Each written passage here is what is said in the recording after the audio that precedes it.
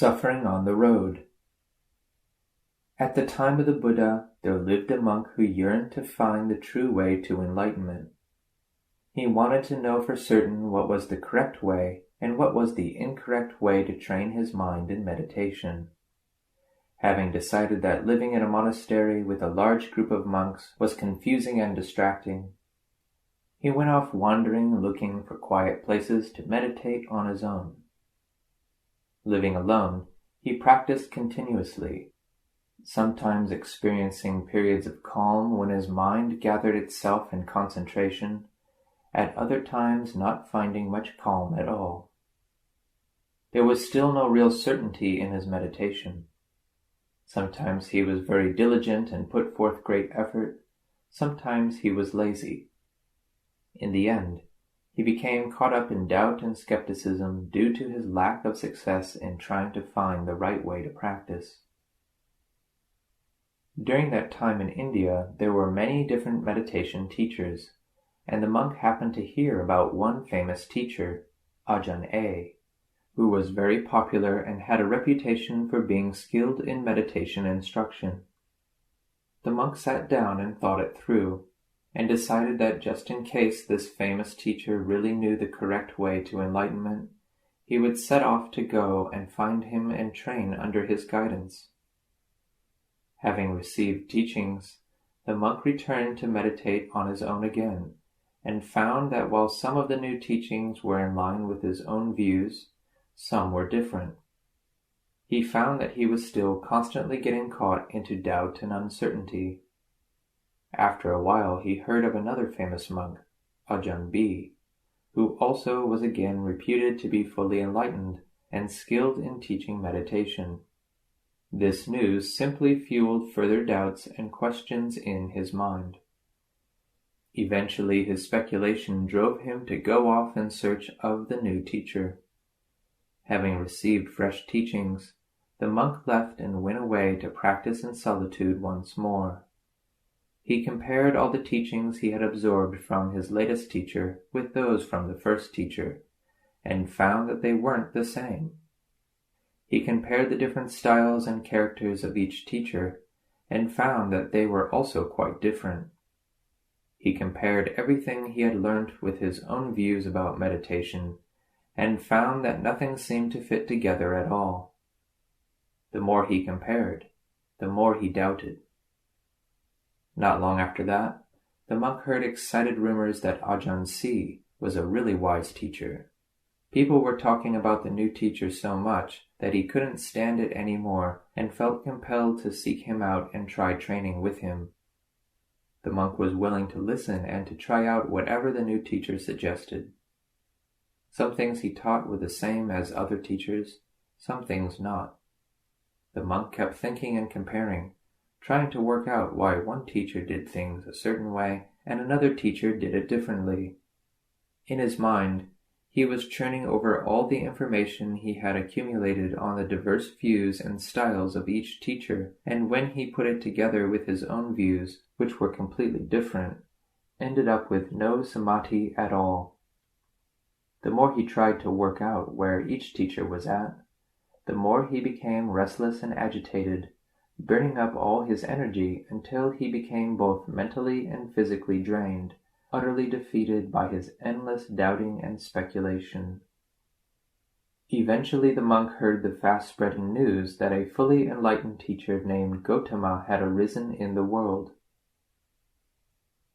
Immediately his mind was completely overwhelmed and started racing twice as fast as ever, speculating about the teacher.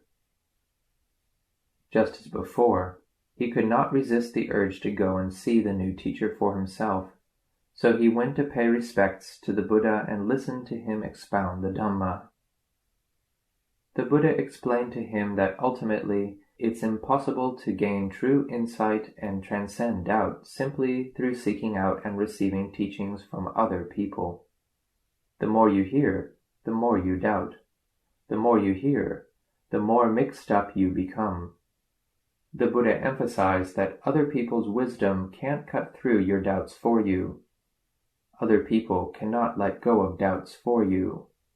All that a teacher can do is explain the way doubts arise in the mind and how to reflect on them. But you have to take his or her words and put them into practice until you gain insight and know for yourself. He taught that the place of practice lies within the body. Form, feeling, memories, thoughts, and sense consciousness are your teachers. They already provide you with the basis for insight. What you still lack is a basis in mental cultivation and wise reflection. The Buddha taught that the only way to truly end doubt is through contemplation of your own body and mind. Just that much.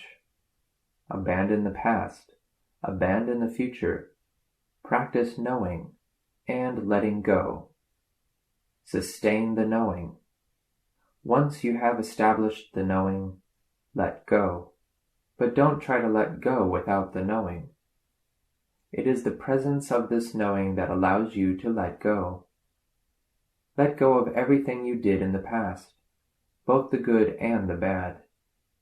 Whatever you did before, let go of it, because there is no benefit in clinging to the past. The good you did was good at that time. The bad you did was bad at that time. What was right. So now you can cast it all aside, let go of it. Events in the future are still waiting to happen. All the arising and cessation that will occur in the future hasn't actually taken place yet. So don't attach too firmly to ideas about what may or may not happen in the future. Be aware of yourself and let go. Let go of the past. Whatever took place in the past has ceased. Why spend a lot of time proliferating about it? If you think about something that happened in the past, then let that thought go. It was a phenomenon that arose in the past. Having arisen, it then ceased in the past. There's no reason to mentally proliferate about the present either. Once you have established awareness of what you are thinking, let it go. Practice knowing and letting go. It's not that you shouldn't experience any thoughts or hold views at all. You experience thoughts and views and then let go of them, because they are already completed. The future is still ahead of you. Whatever is going to arise in the future will end in the future also. Be aware of your thoughts about the future and then let go. Your thoughts and views about the past are uncertain, in just the same way. The future is totally uncertain. Be aware and then let go, because it's uncertain. Be aware of the present moment. Investigate what you're doing right here and now. There is no need to look at anything outside of yourself. The Buddha didn't praise those who still invest all their faith and belief in what other people say. Neither did he praise those who still get caught up in good and bad moods as a result of the things other people say and do. What other people say and do has to be their own concern. You can be aware of it, but then let go. Even if they do the right thing, see that it's right for them. But if you don't bring your own mind in line with right view, you can never really experience that which is good and right for yourself. It remains something external. All those teachers who are doing their own practice, whether correctly or incorrectly, somewhere else, separate from you. Any good practice they do doesn't actually change you. If it's correct practice, it's correct for them, not you. What this means is that the Buddha taught that those who fail to cultivate their minds and gain insight into the truth for themselves are not worthy of praise. I emphasize the teaching that the Dhamma is opanayiko, to be brought inside oneself, so that the mind knows, understands, and experiences the results of the training within itself. If people say you are meditating correctly, don't be too quick to believe them. And similarly, if they say you're doing it wrong, Don't just accept what they say until you've really practiced and found out for yourself. Even if they instruct you in the correct way that leads to enlightenment, this is still just other people's words. You have to take their teachings and apply them until you experience results for yourself right here in the present. That means you must become your own witness, able to confirm the results from within your own mind. It's like the example of the sour fruit. Imagine I told you that a certain fruit tasted sour and invited you to try some of it. You would have to take a bite from it to taste the sourness. Some people would willingly take my word for it if I told them the fruit was sour. But if they simply believed that it was sour without ever tasting it, that belief would become useless. It wouldn't have any real value or meaning. If you described the fruit as sour, it would be merely going by my perception of it. Only that. The Buddha didn't praise such belief. But then you shouldn't just dismiss it either. Investigate it. You must try tasting the fruit for yourself. And by actually experiencing the sour taste, you become your own internal witness. Somebody says it's sour, so you take it away and by eating it, find out that it really is sour. It's like you're making double sure, relying on your own experience as well as what other people say. This way you can really have confidence in the authenticity of its sour taste. You have a witness who attests to the truth. Venerable Ajahn Mun referred to this internal witness that exists within the mind as Sitibutto. The authenticity of any knowledge acquired merely from what other people say remains unsubstantiated. It is only a truth proven to someone else. You only have someone else's word to go on that the fruit is sour. You could say that it's a half-truth, or 50%. But if you actually taste the fruit and find it sour, that is the 100% whole truth. You have evidence from what other people say and also from your own direct experience. This is a fully 100% substantiated truth. This is Sitibutto. The internal witness has risen within you. The way to train is thus Opanaiko. You direct your attention inwards until your insight and understanding become Paccattāng, knowing and experiencing the truth for yourself. Understanding gained from listening to and watching other people is superficial in comparison with the deep understanding that is Paccattāng. It remains on the outside of Paccattāng. Such knowledge doesn't arise from self-examination. It's not your own insight. It's other people's insight. That doesn't mean you should be heedless and dismissive of any teachings you receive from other sources. They should also become the subject for study and investigation. When you first come across and begin to understand some aspect of the teaching from the books, it's fine to believe it on one level, but at the same time to recognize that you haven't yet trained the mind and developed that knowledge through your own experience. For that reason, you still haven't experienced the full benefit of the teaching. It's as if the true value of your understanding is only half complete. So then you must cultivate the mind and let your insight mature until you completely penetrate the truth. In that way, your knowledge becomes fully complete. It is then you go beyond doubt. If you have profound insight into the truth from within your own mind, all uncertainty about the way to enlightenment disappears completely.